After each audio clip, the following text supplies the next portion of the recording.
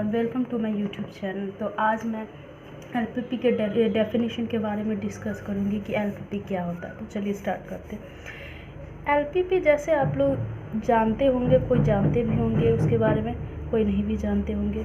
तो ये जो एलपीपी है, सबसे पहले इसका डेफिनेशन में जैसे हम लोग लिखते हैं कि मैक्सिमम मिनिमम, प्लीज़ आवाज़ को इग्नोर कीजिएगा थोड़ा, z equal to C1x1 plus C2x2 plus C3x3 plus dash dash dash CnXn।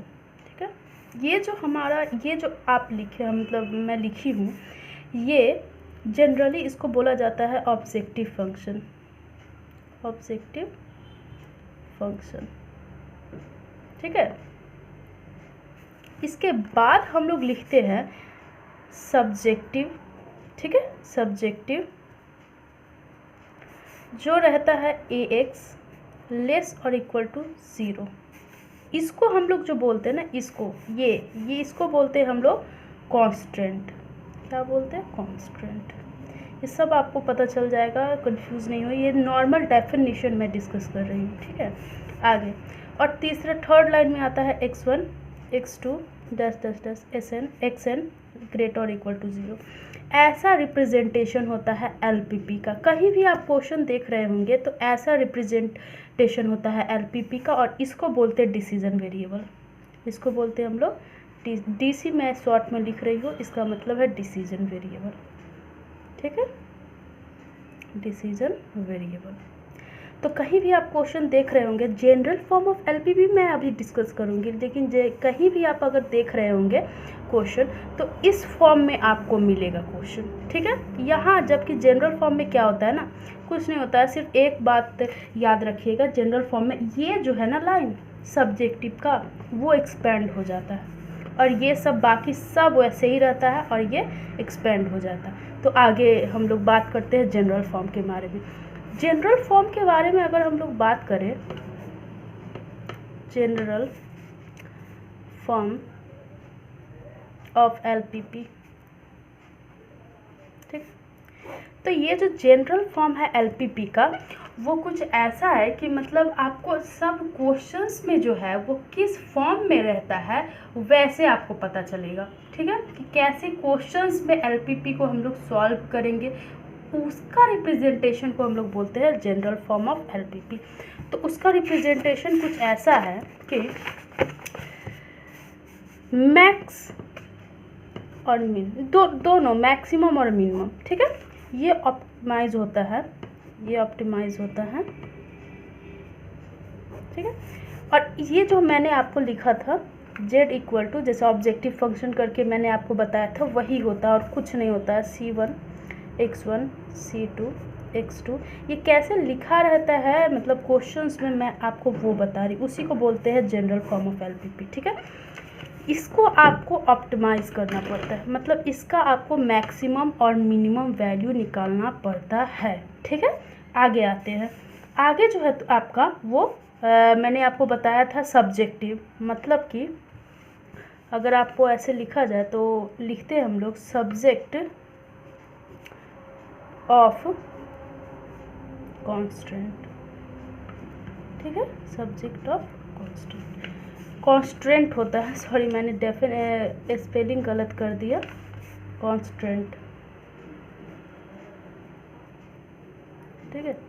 आगे इस पे मतलब रेस्ट्रिक्शन, इसको मेनली मतलब कांस्टेंट मतलब इतना भारी भरकम वर्ड नहीं है, इसका मतलब हुआ रेस्ट्रिक्शन, ठीक है।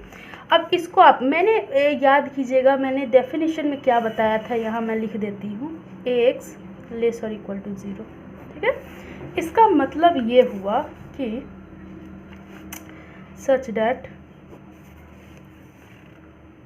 a11 x, ठीक है, plus a12 x2 plus dash dash dash a1n xn।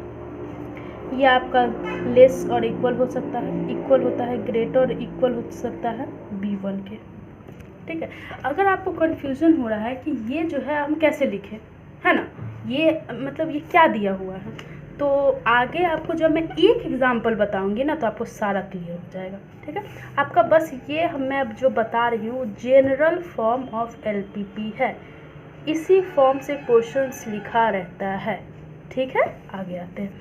तो वैसे ही आपको पता है कि A22 हो जाएगा, सॉरी ये A22 नहीं होगा, ये 21 हो जाएगा, ठीक है। x1 plus A22 x2 plus dash dash dash A2n xn great less और इक्वल टू और ग्रेटर इक्वल टू B1, ठीक है।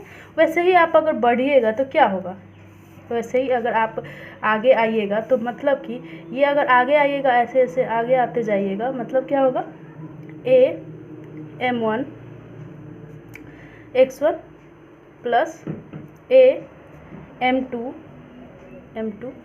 x2 plus dash dash dash A mn xn, same less और equal to greater equal to Bn, ठीक है।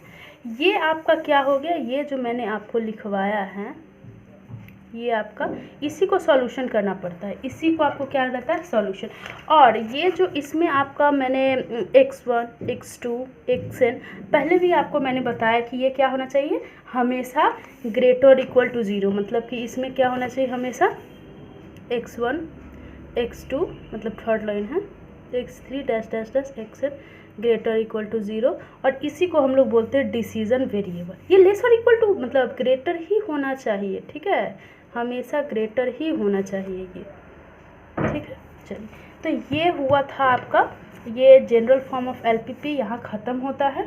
तो next video में मैं आपको इससे रिलेटेड क्वेश्चंस बताऊंगी, और हाँ, और फिजिबल क्या होता है या और उसके आगे भी मैं इनफिजिबल के बारे में बताऊंगी। यहाँ तक देखने के लिए थैंक यू।